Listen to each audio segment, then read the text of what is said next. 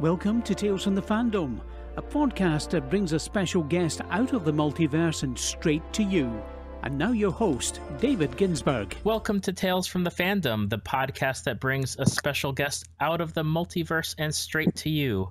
Our guest today is one of my oldest and longest friends ever since I moved from Canada to Panama City, Florida, and met him in middle school. It's his fault that I got into Star Trek. It's his fault that I got into classical rock music, comics, Marvel comics, and independent comics. I did change his life by getting him into the Whedonverse. He was a news journalist in the paper business and has transitioned now into the TV side of journalism. He is the gatekeeper of one of the news channels in Panama City, Brady Calhoun. Welcome to the podcast, Brady. Wait, you're Canadian? I don't think I ever knew that. I'm not sure I'm comfortable with this conversation. I am not Canadian. I just happened to live there for a few years before coming down. Oh, okay. All right. Well, as long as you're not illegal, I guess we can continue. Listen, there's no talk about building a wall between Canada and America. I agree. Politics has no place in this place. Especially not in this podcast, unless we're talking about fandom politics. Fair enough. Serenity better than most any other sci-fi show, except Babylon 5. How about that? I'll take that. All right. Fair enough. So how would you describe fandom, being a person that's been in it since you were at a young age? I don't know that I have a good answer for that because I wrote all my answers down and sent them to you, and it's been so long since I sent them, I forgot them all. I want to say that generally that most of America now is part of some incredible fandom because we won. You know, the kids who grew up, who loved comic books, took over Hollywood in the last 10 or 15 years, and we won. You know, and you see it in the box office receipts every weekend. I don't know that everything I liked won. You know, they haven't done very many good independent comic book movies. Hellboy was pretty good. The first two Hellboys were good. They need to make a third one. But I guess that was a long-winded way of not answering your question. So there you go. That's okay. What are you into though? What's your groove? What's your thing? Let's see. I think we got to start with comic books. When I was a kid, my mom is an English teacher, and so she was happy that I was reading anything. And I started out with probably Archie's or whatnot. And we went to Sam's, and she bought me a pack, and they don't have this anymore, but it was a pack of Marvel comics. And the only thing I can figure now, looking back on it, was that it was that month's supply of Marvel comics, because there was like one of everything, and there were a couple of Spider-Man, because I'm sure that they were printing 2 or 3 issues of Spider-Man a month. So I got Peter David's Incredible Hulk in there, Chris Claremont, and probably Jim Lee on X-Men. I remember it was the Forge issue where all the X-Men get captured by the Morlocks and wherever they live, the New York subway system, I guess. And Forge is the only one who isn't captured, and he has to go down there and save them all. And he's having flashbacks to Vietnam, which is just wonderful. And I don't know. I distinctly remember the Peter David Incredible Hulk and the Chris Claremont X-Men, and I started reading those pretty right away. Also, Larry Hama's G.I. Joe run was somewhere in the 80s or 90s at that point, and so I started picking those up too. And so I fell into that rabbit hole and never really came out. Just bought comics forever and still buy comics. Although the guy at my comic book store would like me to show up because I've been broke lately. Are you paying? Do I get a cut? How does this work? Listen, you get as much money as I make off of this, which is negative. I owe you money when this is over with. Is that what you're telling me? Exactly. Okay, fair enough. So I was in the same boat. I mean, I started off with Archie comics back when I was maybe 10 or 11, but then I distinctly remember getting packs of comics. I know that they were sorted into like X-Men, like you would buy 4 or 5 X-Men right in a row, and they were sealed in like the tough plastic. You'd have to break out the scissors to get them out, or they'd have the 4 or 5 Avengers comics that were all like in a storyline arc. Right. And from there, I remember picking up, I think my first comics were like Silver Surfer and Fantastic Four, but it wasn't the Fantastic Four where the Fantastic Four were there. It was the Fantastic Four where they were all considered dead, and the new team of Ghost Rider, Wolverine, Spider-Man, and I believe it was the Hulk became the new Fantastic Four for all of like 2 or 3 issues. Yeah. Walt Simonson did that because he's crazy. And it was the new Fantastic Four, and he basically said, "Oh, I'll spike sales. I'll take all the popular characters and make them the new Fantastic Four for a couple of issues." And those were really good. I remember that storyline. And the best part was he threw the Punisher on the cover of the second one, and the only thing that happens in that whole issue is the Punisher like flies a helicopter nearby. Like he's not really in the issue. He just sort of flies by so that Walt could put, the Punisher's emblem or something on the cover. That guy's brilliant. It's the early version of clickbait. Could you go to a gas station and buy comics when you were growing up? That is where I first got comics. I believe it was like a really rundown. It wasn't even a 7-Eleven, but it was a convenience store that did have like 2 or 3 gas pumps. Right. And you started out there, and you could get them at the gas station because your mom or dad or whoever would allow you to go inside with them. And then you could just throw it in their face or whatever and be like, "Hey, buy me this." And I can't tell you how excited I was to discover that there was actually a comic book store in town, and that first of all, that there was such a thing as a comic book store, and second of all, that we could go to one. And then that doubly ruined me, because then I had to convince a parent to take me on Wednesdays or Thursdays to the comic book store. I had anxiety attacks, that I wasn't going to get what I wanted, because the guy who ran ours would never do a pull system for me. Mm-hmm. I wasn't cool enough, Yeah. Not bitter, it's fine. I remember I'd pick up an issue and then I would never know, well, when's the next one coming out? Or did I miss it? And then you find it a few months later and they're 3 or 4 issues in, and you're like, I guess I'll just read this one. Yeah, there was the kids today, they don't know how good they got it, because there was no way to find out if you really missed the issue, especially if you were a gas station kid, and there was no way to find the old issue because you weren't, you didn't go to the comic book store and you didn't see if they had the old issue. And then even if you did go to the comic book store, if they sold out of it, they weren't getting you anymore. They weren't going to order a back issue, and of course, this is all mostly pre-internet. So kids today, David, we're raising our kids in a comic book utopia. I know. I was talking to my dad the other day, and he was like, your generation is the last generation that knew anything before the internet started. Right.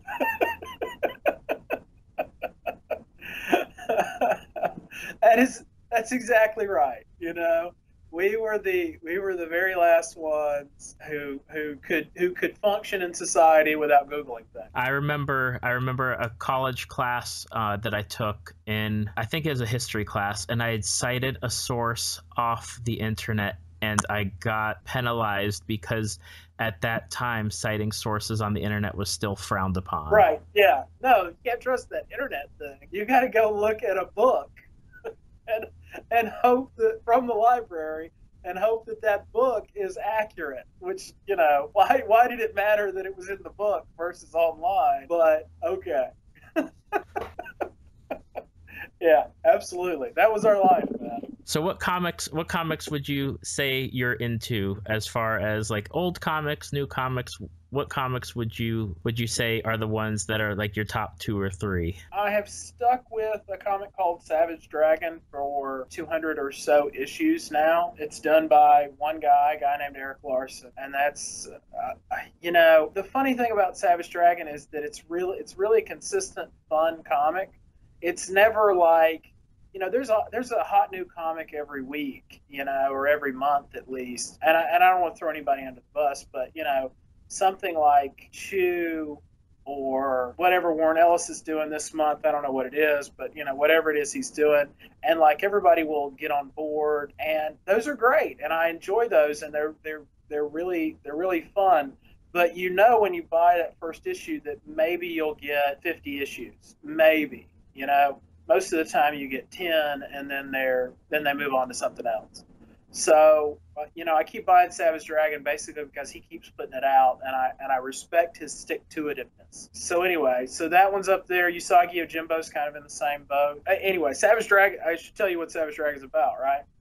You should, because I know that a lot of people listening probably have no clue what it is. They don't have any clue, right? I think it sells like 10,000 copies a month now or something. Savage Dragon is ostensibly a superhero comic about a guy who is green. He has a fin on his head, and everybody calls him Dragon. And he fights super criminals.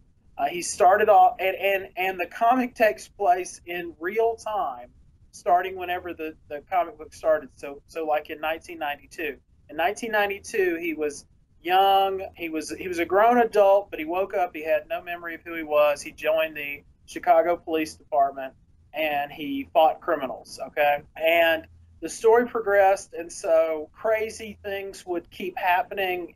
Larson would kill off characters, and you'd just be like, oh, he killed off a character, and they didn't come back, which was pretty novel in the 90s. Savage Dragon left the Chicago Police Department, and he went joined basically Youngblood, Eric's version of Youngblood, fought like super criminals on that stage on a worldwide level. Then his version of Galactus destroyed Savage Dragon's world, and so he ended up in an alternate world.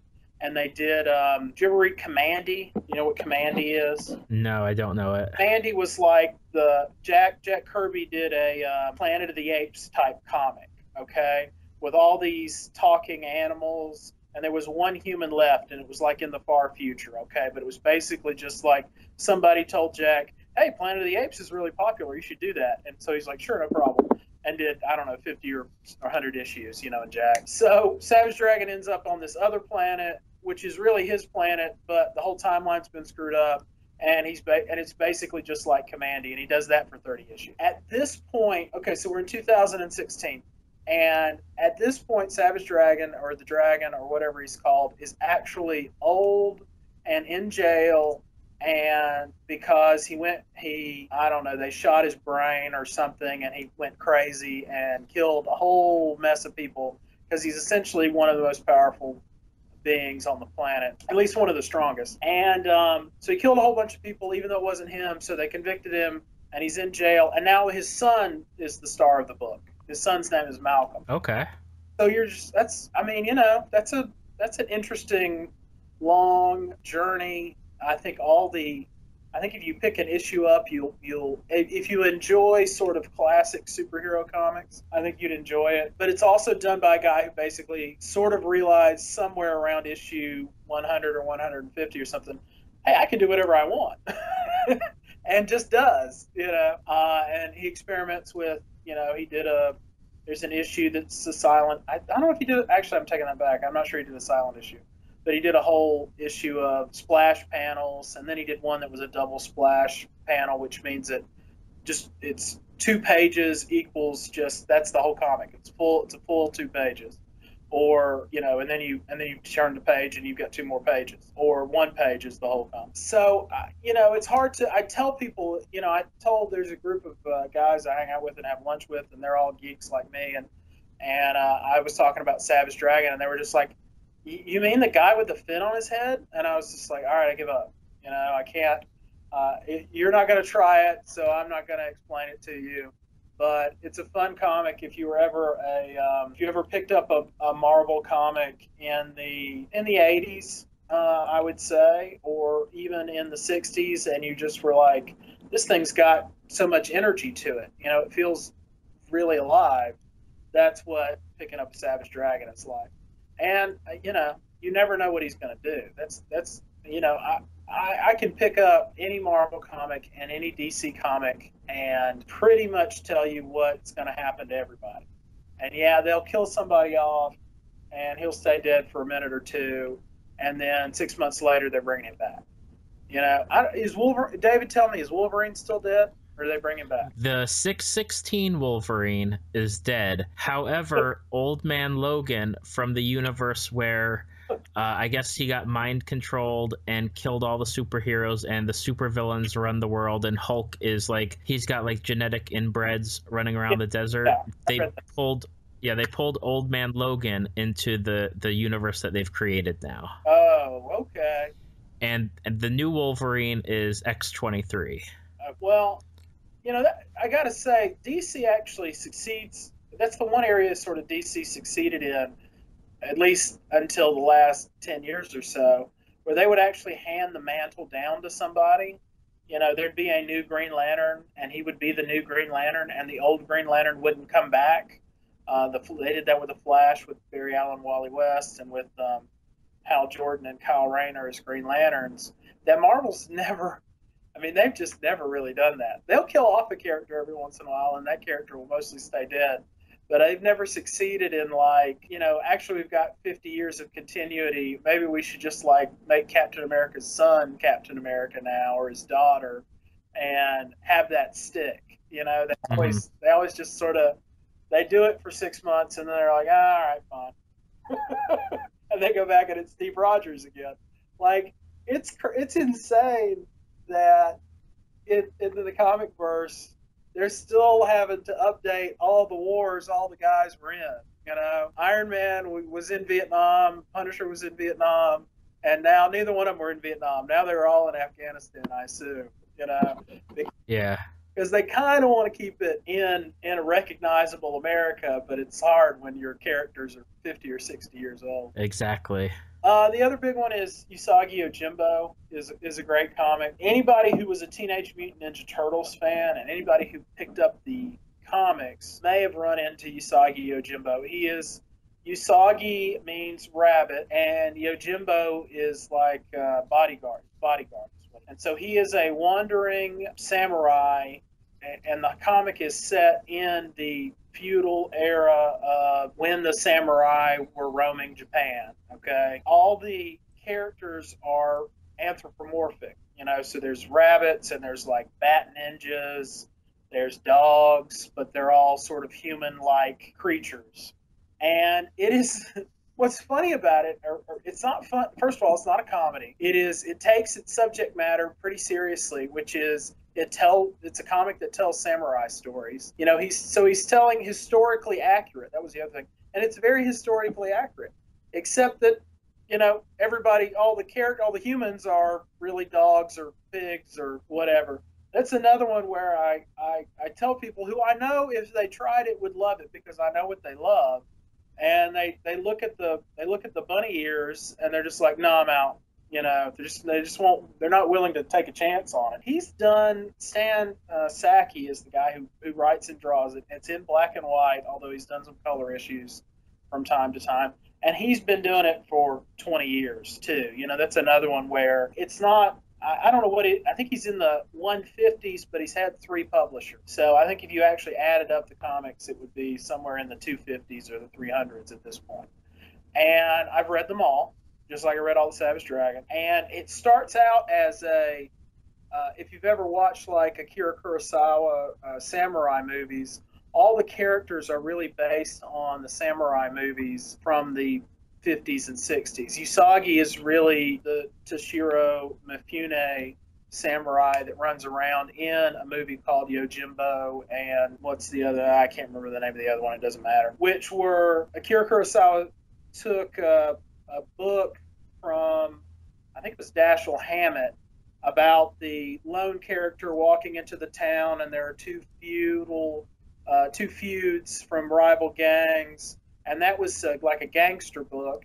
and he transposed it to a samurai setting, and that was called the Yojimbo. And then Sergio Leone said, "Hey, that's a great idea," and he put Clint Eastwood in A Fistful of Dollars, which was the exact same story over and over again. So anyway, Usagi Yojimbo, excellent samurai book, excellent Japanese history book, fun, violent, but not bloody. I guess you could hand this to a 10, 11, or 12-year-old and they would like it, and then you could read it as an adult and like it for entirely different reasons. One of the other ones, I mean, since we're talking weird comics, that's where we're going. We're going comics nobody's ever heard of. Cerebus is another really good comic, and it stars an aardvark. So it stars an aardvark, and it starts as a Conan the Barbarian comedy, and he's the only aardvark in a world of humans. I guess he's in a world he didn't make, that kind of joke, and it's so funny for the first, I don't know, 100 issues. The guy's Dave Sim, and it is a hilarious comic. And somewhere along the way, Dave promised he was going to do 300 issues, and he was going to tell a full story, and it was just going to be, and he promised the audience, look, this is all going to make sense. It's going to be like a novel. You're going to get to the end of the 300 issues, and the whole story will be told. And somewhere around like issue 150, he lost his mind. and so there are really, and don't get me wrong, there are really good storylines after. There's an issue that's very controversial in the comic book world that has to do with about men and women, and whether women can do anything creative. The word people use, and I'm not going to use this word because I'm not going to judge somebody else, but the word that people use when they describe this thing is misogynistic. That Dave Sim hates women, that kind of stuff, that all popped up sort of immediately after that issue came out. I don't know. It's not for me to say. It was fascinating all the way through, and I really enjoyed it. I read all 300 issues. He would sell them in these giant phone book volumes that I think you can still go get at like 25 issues a pop. I think they're doing a digital thing too. But it went from this sort of funny comedy about an aardvark in a Conan the Barbarian type world to like, he starts bringing in F. Scott Fitzgerald for some reason, and Hemingway, and he has like whole sections where he's just like, I'm going to explain the nature of the universe. And you're just like, I was reading a funny aardvark comic, man. It's a little heavy for you to be explaining the nature of the universe to me. Your main character's 3 foot tall and he's got a snout, It seems like it's a bit much, but like I said, I really enjoyed them. I enjoyed them even after it was kind of clear that he went crazy. So he did 300 issues and then he was done, so he's true to his word. He's doing some other stuff now. I picked up stuff here and there from him, but you sort of just be like, well, this guy told his story, good for him. Those are 3 pretty off the wall comics. I hope everybody read Hellboy, by the way, which is not so off the wall. The guy had 2 movies, but it was a great little, wasn't necessarily a horror comic. It was kind of a superhero comic with horror elements to it. Mm-hmm. And he actually just wrapped that up too. He had a 10 issues or whatever of Hellboy in Hell, and then it just ended. There are plenty of spinoffs and whatnot, but I am sort of getting to the point where I'm like, geez, all my reliable standbys here, they're all calling it quits. Anyway, that is plenty of comics for your readers to go track down there. Okay, I take it back. I got one more. You ready for? Okay. Lone Wolf and Cub. Lone Wolf and Cub. You should know this if you haven't. They've published like 25 volumes of it. It is a samurai comic starring samurai. It is really brilliant. It is about a guy who was a highfalutin potentate in wherever, worked for the shogun, essentially he's the emperor, and he gets betrayed by this evil clan, and he spends the next, 5,000 pages or whatever, chopping dudes up. It is not for kids. There are plenty of violence and other things in those comics, but it's a really good comic, and more people should read it and know about it and pick it up along the way. Because if you're into, if you're just into like cool sword fights, for lack of a better phrase, I mean, there's a great story there, but there's also just like, this is a cool sword fight. I am glad I got to read this. That kind of thing. Have you ever watched Bob's Burgers? Oh yeah, we're huge Bob's Burgers fans at my house. I just got into it. I marathoned the whole series of what's out there, and I have to say that they had the Lone Wolf and Cub tribute episode, and that was awesome. Remind me what they did in the Lone Wolf and Cub tribute episode. They, Bob and his daughter Louise, used to watch those shows together, and they found out, or they ran it, or the guy that was Lone Wolf came into Bob's Burgers. They recognized him, and they're like, "Oh, we love your movies. When's the next one coming out?" Or whatever. And I think they asked about his daughter, and the daughter wasn't talking to him, and the whole thing was, let's do a tribute or get the movie, and they all had to do the dub over it to reunite his daughter with him and get them to like be together again. Yeah, I do remember that episode. I'm gonna have to go to the Netflix and watch that one again. That one, and they do a spaghetti western episode, right? Where, have you seen that one where Gene gets into, I think the guy's name is Banjo. Mm-hmm. Yep. But he's clearly, the fistful of Clint Eastwood from the spaghetti westerns. Yes. Or a really cheap knockoff of the Clint Eastwood spaghetti westerns, probably more accurately. That episode, every episode of Bob's Burgers is usually pretty brilliant. But yeah, those are great. Yeah, that's a show that I think it really flies under the radar. I didn't realize how popular it was. I had watched the first few episodes and was like, the artwork's not doing it for me. And one of my friends just really pushed me and said, you got to stick with it. Yeah. And I definitely happy that I did.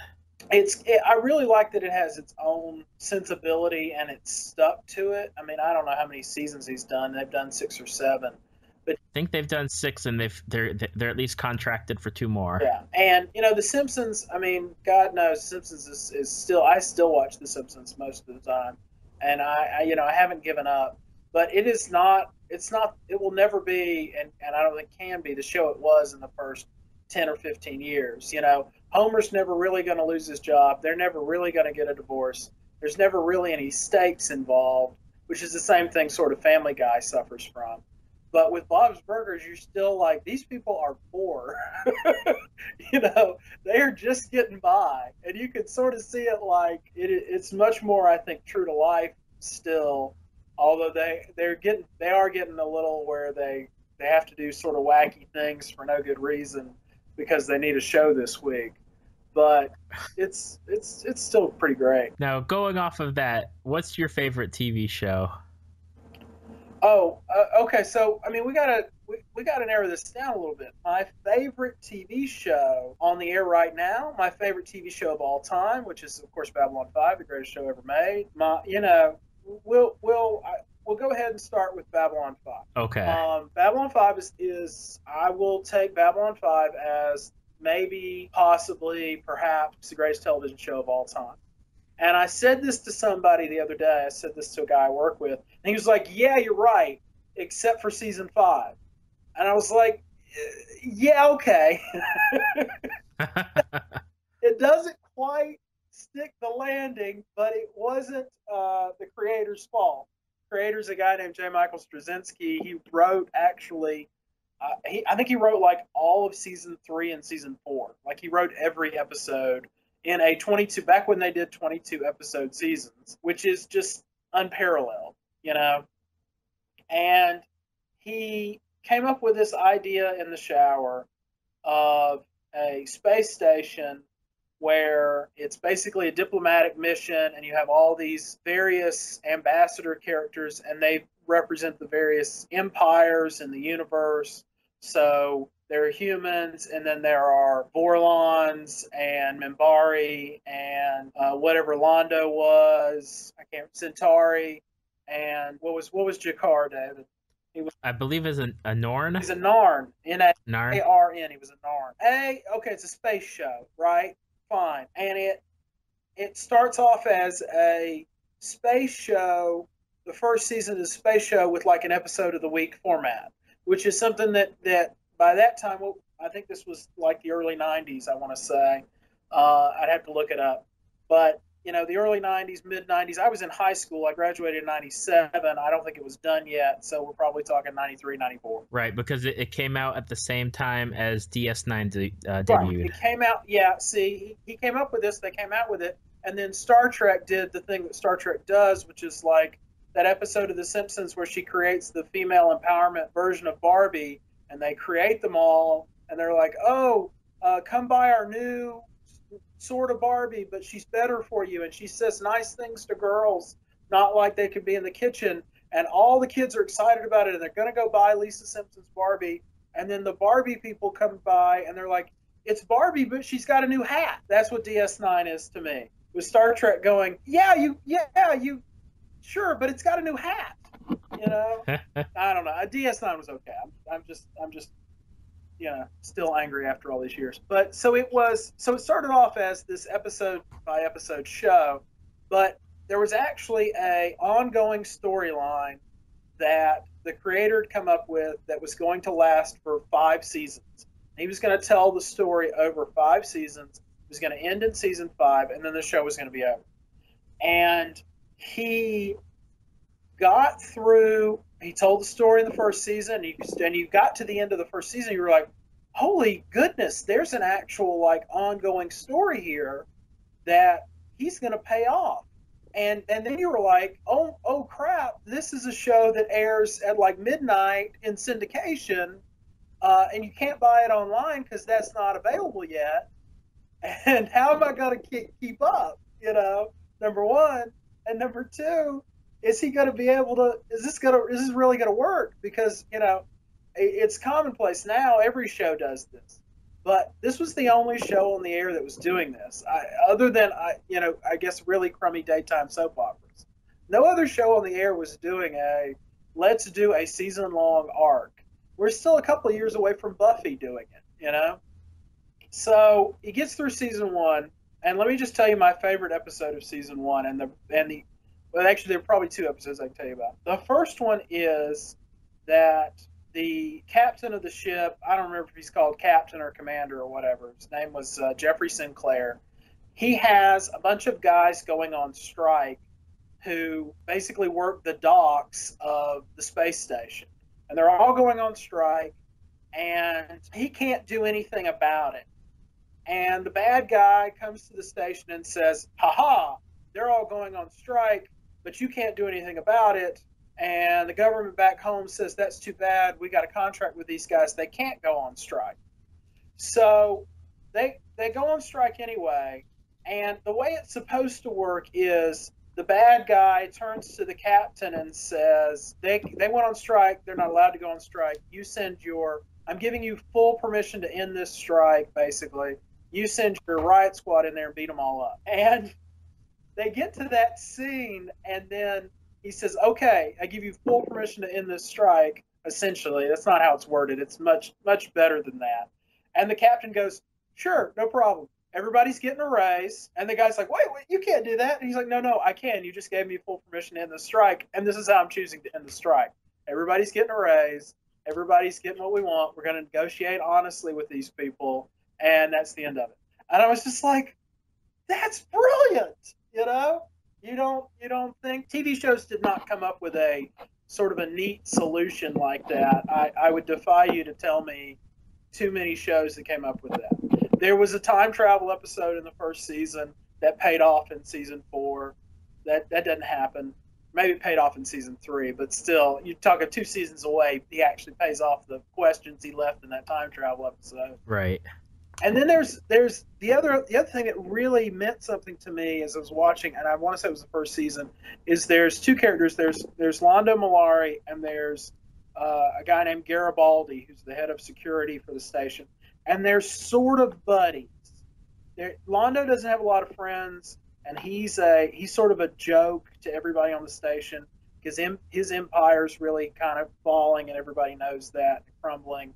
But he and Garibaldi have this sort of friendship kind of connection. And Londo, for whatever reason, is feeling lonely and feels bad and turns to Garibaldi and says, essentially, hey, I'm going to be in this bar drinking. Come hang out with me. Come have a drink with me. And Garibaldi says, I got a lot going on, Londo. I'm not sure I'm going to be able to make it. And Londo says, I could use a buddy. And Garibaldi's like, all right, I'll see what I can do. And the episode ends with Londo alone in the bar drinking because Garibaldi basically had too rough a day and doesn't make it to the bar. And there's no other, I don't want to say no because somebody would be like, no, you should have watched Battlestar Galactica in the 60s. It happened all the time. But as far as I know, there was no other show where like hero characters like Garibaldi, who was supposed to be one of the heroes of the show, would let somebody down like that. Would just have a human moment, be like, I can't make it, and the show would end on this sort of downbeat note. The show goes on, things are going really well. He gets a season order for season 4, and he basically gets told, I guess somewhere during the season, or maybe even before the season gets started, look, you're probably not going to make it to season 5. Mm-hmm. So what he does is he wraps up all of the storylines he has for both season 4 and season 5 in this really brilliant string of episodes near the end of season 4. And then he gets almost to the end of the season, and TNT picked them up for season 5. So now I don't know. I really should research this a little bit more. I wonder what Straczynski sort of did. I wonder if he just cursed the heavens or was very happy about it. I mean, I have no idea. But you go into season 5, and it's kind of like the story's over, but I still got 22 more episodes. Oh crap, what am I going to do? And he actually does some brilliant stuff. He brings in Neil Gaiman, who writes an episode. Harlan Ellison writes an episode. Harlan had been the creative consultant. Nobody listening to this probably knows who Harlan Ellison is, but he's a brilliant science fiction writer, and you should go read everything he's ever written. Harlan writes an episode, and so but it never really sort of works right. It never kind of feels like the first 4 seasons, and the answer is because the story was all told, and we're kind of just spinning our wheels a little bit. We're telling stories that really you could tell he never really meant to tell, if that makes sense. They were these things that he mentioned in passing, but probably hadn't really thought through enough to fill out a season. And they actually pulled the last episode of season 4, which was supposed to be the last episode of the show. They pulled it. They didn't air it at the end of season 4, and so then they air it in season 5 at the very end. So the last episode, of course, feels like, oh wow, it's just like Babylon 5 again, and it's perfectly wonderful. But regardless, there's nothing close to it still. I think to this day, Breaking Bad is great. The Wire is great. The 5th season of The Wire is terrible. They didn't stick the landing either. Breaking Bad stuck the landing all the way through. It's a good show, but it's not Babylon 5. Right. Firefly could have, if they'd given Joss Whedon 5 years and unlimited money, Firefly, Serenity, whatever, could have been the thing. I think that could have beaten Babylon 5, because that is another brilliant show. Not just a science fiction show, but just a brilliant show. But it didn't work out. It got canceled. So, c'est la vie. And, I watched, we're living in the golden age of TV, man. I watched everything and am watching everything. And there are plenty of great shows on TV. And there are plenty of shows that everybody thinks are great that are actually kind of mediocre. I saw something the other day that said, to all those guys working at websites who are watching Game of Thrones tonight so you can write a recap tomorrow, you're the real heroes. I was just like, yeah, we sure do need 500 or 600 more words about the latest episode of Game of Thrones. We're not going to get by without it. That show's okay. I actually really like the books, if that helps. The shows, and the Game of Thrones is suffering, in my opinion, from The same thing that a lot of shows suffer from. The creator wrote what he had to write. He hasn't written you a new book, and now this season has been nobody sounds right to me. It's like Kermit the Frog after Jim Henson died, where Kermit doesn't sound right. Like none of the characters to me sound right anymore because George R.R. Martin hasn't written a 1,000-page, 1,500-page book with all their dialogue in it. So they're just sort of like, ah. Anyway, although Tyrion had a good line this year, I use that all the time. I drink and I know things. Absolutely. I don't drink, but I do know things. So works out well. Tell me, you were a big Babylon 5 fan, right? Well, I gotta admit that I did get into Babylon 5. It was your fault. I do love Deep Space Nine. That's my favorite Trek series. I've said it at least once on the podcast before, but I'll say it again this time. Deep Space Nine was and is my favorite series of the Star Trek universe. Okay, but you're like, it's your favorite because the last, 3 seasons were good, right? Like, the first 2 seasons were terrible, and then the last couple of seasons were good. I can't agree with that because I did like the first seasons. I liked how it was, everyone's at the space station. And I do like the pre-Defiant, pre-Gamma Quadrant shenanigans that go on. I like the story with the Bajorans and the Cardassians and the religious aspects of the Bajoran culture and how Cisco is seen as a prophet, so to speak, of their culture. So I dug that, and I was kind of cool when they got the Defiant and when Worf came aboard, but at a certain point they did overextend. I did like the fight or the space battles that they ended up doing. And you have really great characters that they got to focus on, like Garrick. I mean, here's this Cardassian in Deep Space Nine who's a tailor, and he's got such an incredible backstory. He was a spy, right? Yeah, he used to work for the Obsidian Order in the Cardassian government.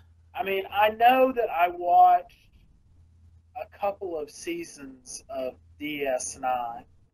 But I don't even think I got to the Defiant where they had this. The Defiant was the ship, right? And they take this ship and blow stuff up somewhere. Yes, the Defiant was built to fight the Borg after the first Borg invasion, and it was a small ship, used too much power, and that was always its problem. It was an experimental ship. They didn't make more than the one. And they use it to explore the Gamma Quadrant, which is the quadrant through the wormhole. And that's where they run into the Jem'Hadar Alliance, and they start having the major full-scale space battles that you've never seen before in Star Trek history, where you have an alliance between the Klingons, the Cardassians, the Federation, going into the Gamma Quadrant to fight off the Jem'Hadar. Yeah, I was out before that. I did watch. I mean, I liked The Next Generation. I mean, that was my Star Trek. That was the one I grew up with. I watched all of those and loved that show for the most part. It was well, and I'll tell you because I don't think I started watching it until season 3. I've gone back now and watched most, if not all, the first 2 seasons, and they're horrible. They are. I mean, not all of them, but they're horrific. And Wesley is a jerk, Just like, oh my God, who thought this was a great idea for a character to have this 16-year-old Mary Sue who's smarter than everybody else on the ship? He's smarter than the damn android. And who thought that was a good idea? That's a terrible idea. And the one saving grace of that show altogether is Picard. And I have a fight with a friend who tells me that Kirk is the greatest, Star Trek captain, obviously, and I'm just like, no, Picard is the greatest captain. And he's like, you're crazy, Kirk wins. And I was like, yeah, but the only people who survive when Kirk wins are like Kirk, Spock, and McCoy. If you're on that ship and you're not one of the 7 main cast members, you're a dead man. Picard, actually, you might survive. Any kind of trouble that Picard has, You know, he's not going to sacrifice the whole crew to beat somebody because his ego says I got to beat this guy. You know, I really dug that show. It is a product of its time, and there were some really well thought out, really brilliant episodes, and then there'd just be a clunker, you know, or three along the way that you just have to suffer through. But once everybody, you know, season 2.5, season 3, when everybody sort of figured out their character, and I think they probably kicked Gene Roddenberry out of the writer's room about that point, and they let them be human instead of this sort of kumbaya vision of a perfect future where nobody needs any money and nobody ever, you know, has any real problems internally. You know, all the problems are external, and they're the good, smart people who are going to go fix somebody else's problem. Once they sort of let their characters be a little bit more human, that show really took off. You know, whatever. Listen, I know because you like the Next Generation. There is a documentary on Netflix. I'm not sure if you've watched it. It's narrated by Shatner. Yeah. And it's called Chaos on the Bridge. Yeah, I did watch. Have you seen it? Oh yeah, and that's where, you know, and they talked about how the first couple of seasons were horrible.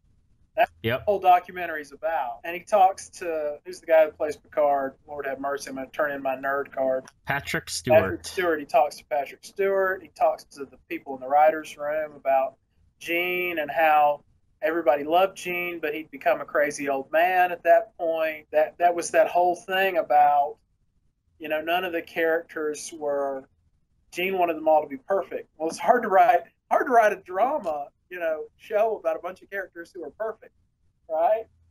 Absolutely. They don't have any problem. I think my favorite part of that documentary is apparently Patrick Stewart went into the writer's room and said, you need to get this captain laid. I need more shooting, and I need to have sex with somebody. And that's where they do that episode where he goes to the planet and meets the sexy archaeologist. Mm-hmm. Yep. Trouble, which is really, you know, people bad about that episode, I guess, but I love that. That's great, you know. It was such a departure for Picard, you know. It's great to see him not be the captain. Yeah, and you know, you finally get this sense that Picard actually was like a really sort of a dangerous guy in his younger days. You know, he was not this sort of prim and proper French captain that he ended up becoming. You know, he had a real edge to him, and he almost gets, you know, the backstory is he almost gets killed at one point, I think. Yep, because they do that flashback episode where he gets into a fight in a bar and whatever, I can't remember the alien race, stabs him. Right. And so that sort of changed the course of his life a little bit. That was, you know, I think the best episode of that show, you know, the episode, like, there are episodes of shows that you tell people, okay, you got to go watch this. You probably don't need to watch anything else in the show. So for Doctor Who, it's Blink, right? You got to watch Blink. And for Star Trek, it's the episode where he gets sucked into the alien planet, essentially, and he lives his whole life there.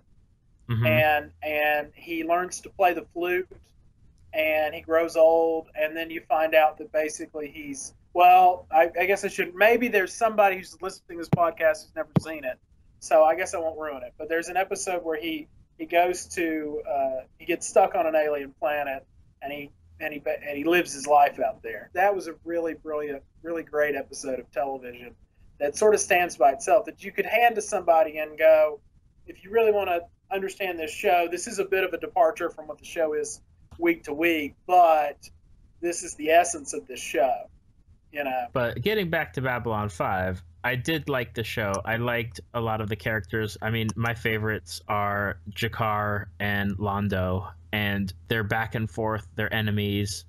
They're friends because the enemy of my enemy is my friend. The back to enemies. Those two characters were, at least to me, they were the heart of the show, or the soul of the show, whatever you want to say about it. Well, and And whatever, I can't remember Londo's underling's name. That's terrible. We can't remember his name. I know, but I loved him. I mean, I always have a soft spot for those background type characters and seeing them evolve alongside like the main players, and his story arc was real good too. He gets the best scene in the whole series because he tells the bad guy of the series. The bad guy's running around early in the series, telling people, "What do you want? And what can I get for you?" And he turns to him and he says, "Mr. Morden, what I want is to look into your lifeless eyes as your head is on a pike, and I want to wave at you just like this." Because your head, and I'm ruining it, but your head on a pike essentially will be a warning to the next 10 generations that some things come at too high a price. And how come we can't remember his name, David? That's terrible. I know. I'm going to look it up right now just because I can't think of it. Yeah, that was the other thing. When you were talking about Picard and Londo. Here it is. It's Veer Kodo. Right, Veer. All the characters on the show grow and change. Like, you watch most shows, especially shows that we grew up with, nobody ever changed. Nobody ever really learned anything. Everybody just kept doing the same thing over and over. Nobody ever got a promotion. I mean, you think about even like Star Trek is the Next Generation is the perfect example of this. Why is Riker still on board the Enterprise 10 years later as the second in command? There is no good answer for that. There is no world that exists where the guy who's the second in command on a ship like that would not eventually go and take his own command somewhere, right? And not only that, they would, at some point, they would say, "It's not up to you anymore. You are taking this ship." Yeah. How many times did they do that to him? They must have done that. Well, I mean, I think it is after, there's a few times where they offered him his own command, and he turned it down to stay with the Enterprise. Right. And then there's at least one episode, just like you're saying, where they were like, "Oh, you got to take this ship. You don't get any more opportunities. You must take it." And he's just like, "Okay, I'll take it." And he's there for like, I don't know, an hour or, however long the show is. And then at the end of the show, for no good reason, he's back on the Enterprise as second in command. Yep. Like, this is dumb. Don't do, that's so bad. You know what I can't believe we haven't, since we talked about space shows this whole time, was the reimagining of Battlestar Galactica, which was so very good for about 3 or 4 years, 3 or 4 seasons. And then I always make this joke to people. The show opened with this: there are Cylons, and we created them. They had all these little sentences that were part of the opening, and they hate us, and they have a plan. You remember that? Like that. Yep. And they have a plan. And then you got about 5 years into it, 4 or 5 years in, and you went, actually, I don't think the Cylons have a plan. I don't think the creator of the show has a plan. I don't think anybody anywhere has a plan. Can somebody give these people a plan?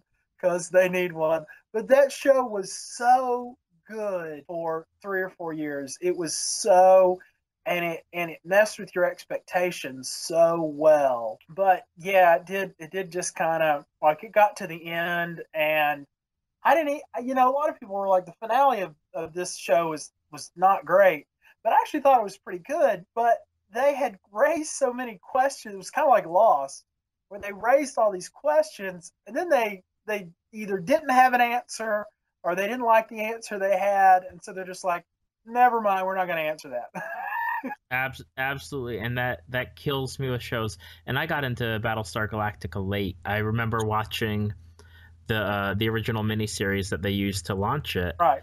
And then I don't think I watched it for at least for a season or two until it started getting real popular. And then I went back and I was into it. And it's the problem that I have with a lot of shows is they'll bring up plot lines, storylines that they'll hang on to.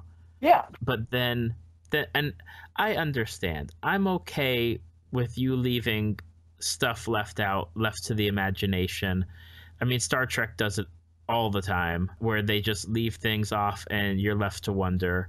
But they're like, Battlestar Galactica is such a self-contained show because they've got the one singular plot of them trying to find a new home or find Earth or whatever it was going on. And it's like, can you please just give me answers to 25% of what you've left off?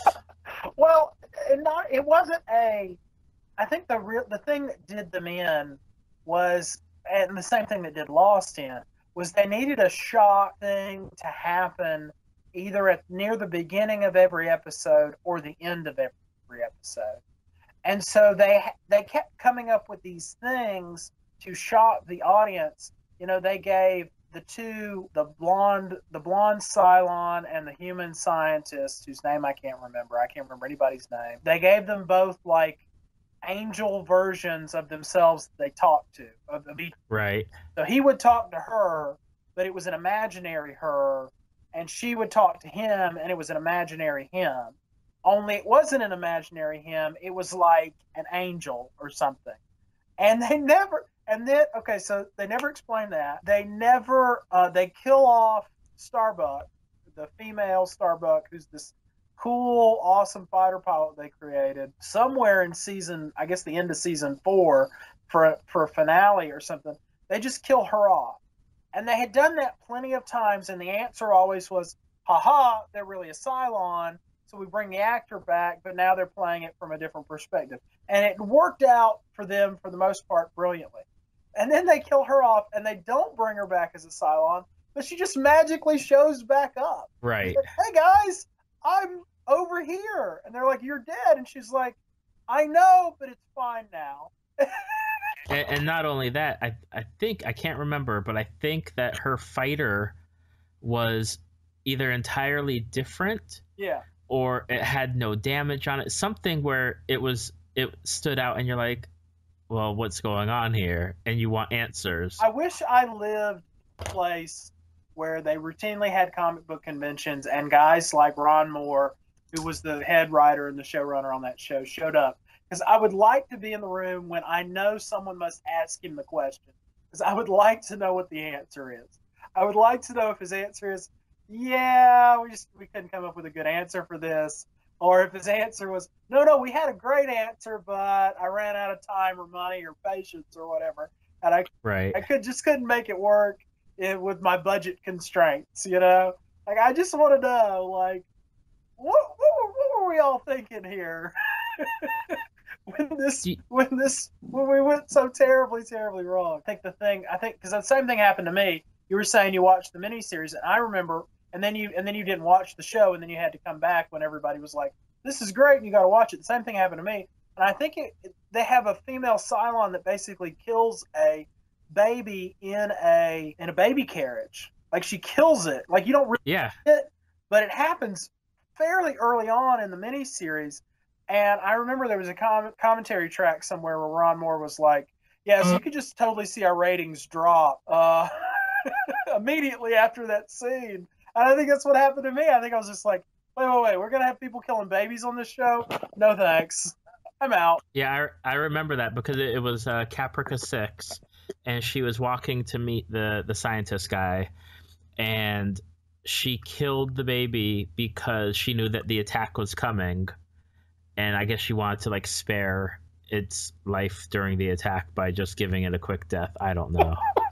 Yeah. But I was going to ask, do you like when the creators come back, like, whatever it is, 5 years, 10 years down the road, to try and explain their ending? Because the case that I'm bringing up is The Sopranos. Yeah.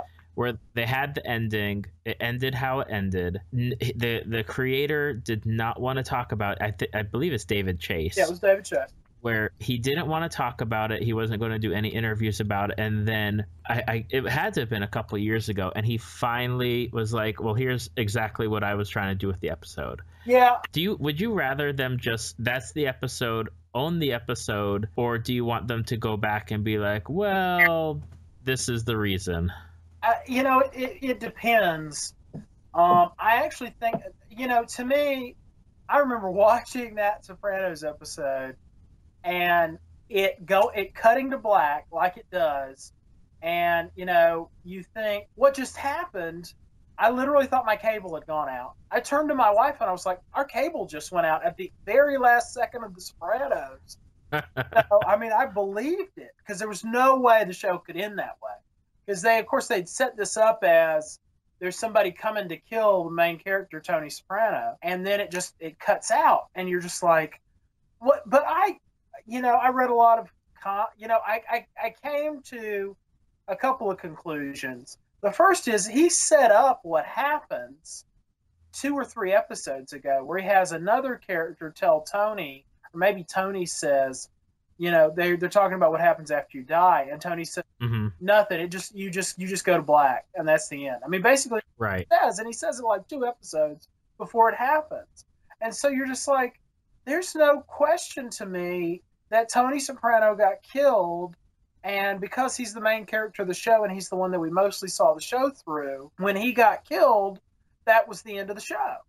And you just don't get to find out what happened to, did everybody else at the family dinner get killed too? You're never going to know.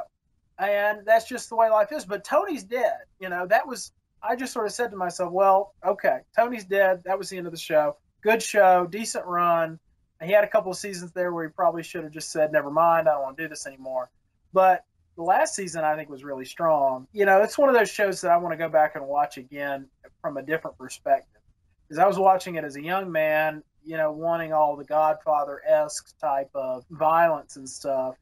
And as an older person, somewhat older, aged, decrepit, I think I would really get into more what David Chase was into, which was talking about your feelings or dealing with, problems and all this sort of comedy that was there that I wasn't interested in because I just wanted to see somebody get whacked every episode.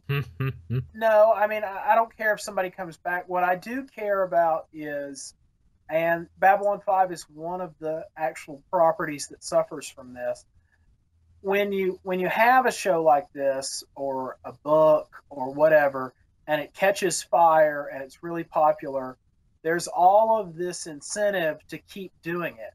So Straczynski did like 3 spinoffs, right? Babylon 5, and the first one was Crusade, and Crusade was actually pretty good. If he'd gotten to do Crusade like he'd wanted to do it, I think that would have been a nice welcome addition.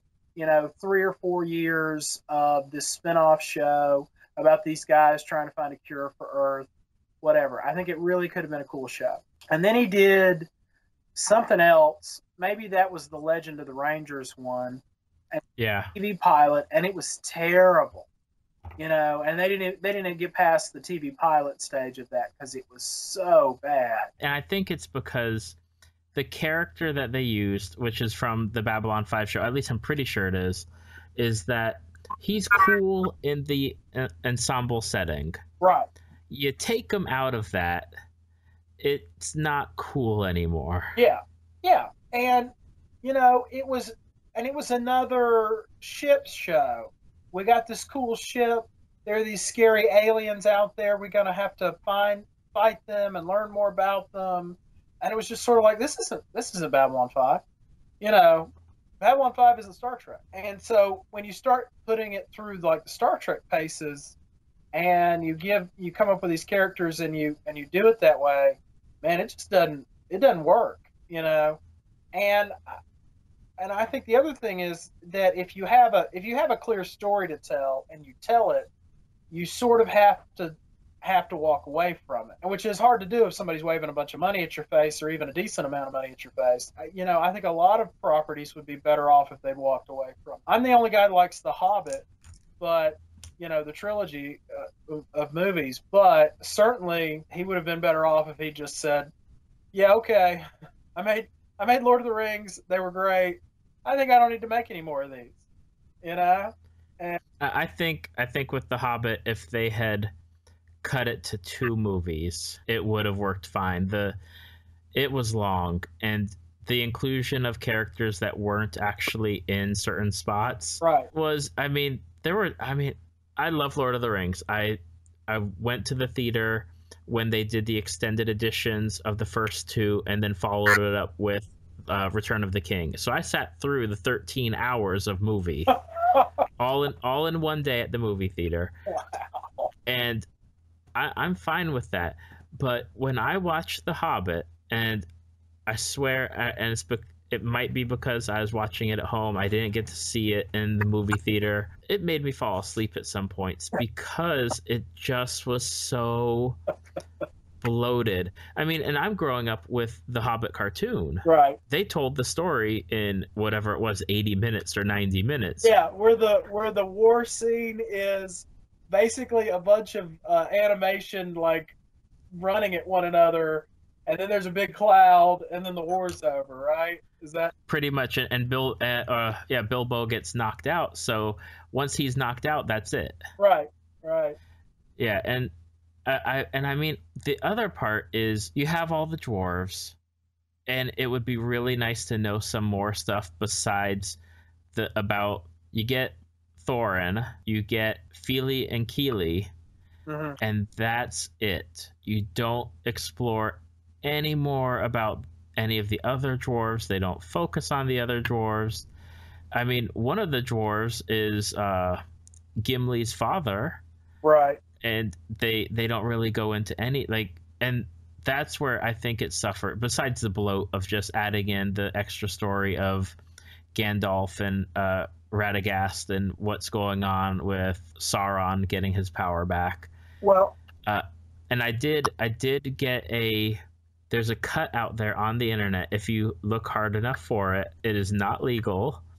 And it's where they cut all three movies into one, and I believe they got it down to around 3 hours, and it follows exactly how the book is.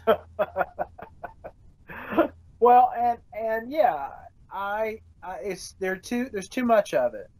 You know, I'll agree with that. There's way too much of it. Probably should have been 2 movies. Probably could have been done in 1 movie. But I would also say that I think Bilbo is a much more interesting and fun and great main character. I'll take Bilbo over Frodo any day. Oh, absolutely. I'll go hang out with Bilbo, till he gets to be 111 and decides to disappear. He's having an adventure, and Frodo is carrying this burden, and he's miserable, and he's kind of horrible to everybody around him, and basically Sam is the good guy. And right. So that's the only thing. Like, I walked out of the first Hobbit movie, whatever it is, A Fellowship of Hobbits, or whatever it was called, going, this was good. I really enjoyed this because I was not a Lord of the Rings fan as a kid. I hadn't read the books. I didn't watch all the movies. My wife is the huge Lord of the Rings fan, and I enjoyed the movies, but they were never like my thing. Some people have Star Wars, and some people have Lord of the Rings, and some people have some of these other trilogies. Mine have actually become the Marvel movies. That's my Star Wars. I watch all of them and then rewatch all of them, and just really, really have enjoyed nearly every single one of them. Even I would say even the bad ones aren't that bad. So what else you got, David? Well, I think that's it for right now, because we've only done an hour and a half, David. You don't want to do 3 more hours? Listen, this is not The Hobbit, and this is not Lord of the Rings. And while Peter Jackson may have a team of editors to work on this, I do not. Okay. But I will certainly have you back as a guest, so that way we can delve further into a lot of the other stuff, like the Marvel movies and some of the other comics that you're into that we didn't get to, like I believe it's 100 Bullets. Yeah, 100 Bullets is pretty great, man. Because that's something that you got me into and got me hooked. And we can talk about some other stuff, because there's some fandoms out there that you're into that I would love to talk to you more. And then your writing that you do is something that I think we could talk about. All right, man. That sounds great. So that is it. Do you have a website or something where people can go to look you up? No. I have nothing. No. You have failed this city. I have failed this city. That's exactly right. You have failed this podcast by not having a social media presence. And I have a Twitter. They can go check me out at Brady Calhoun. I will say that I work a day job, man, and I'm not funny online a lot like other people are. But yeah, I'm working on it. I actually we're doing a short story anthology, me and a group of guys. And when it's ready, I assume I'll have a website and stuff I can throw people towards, and a book people can buy, and those kinds of things. Okay. Right now, I'm invisible.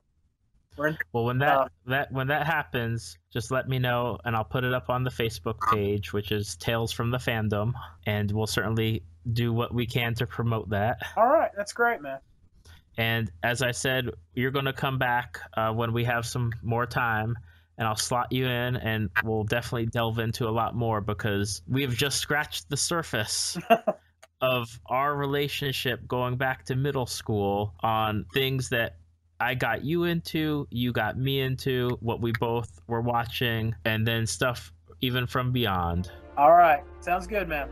Thank you for listening to Tales from the Fandom. Subscribe to us on iTunes or your podcast app of choice. Follow us on Facebook at www.facebook.com/Tales from the Fandom to see photos, links, leave feedback, and check out upcoming guests.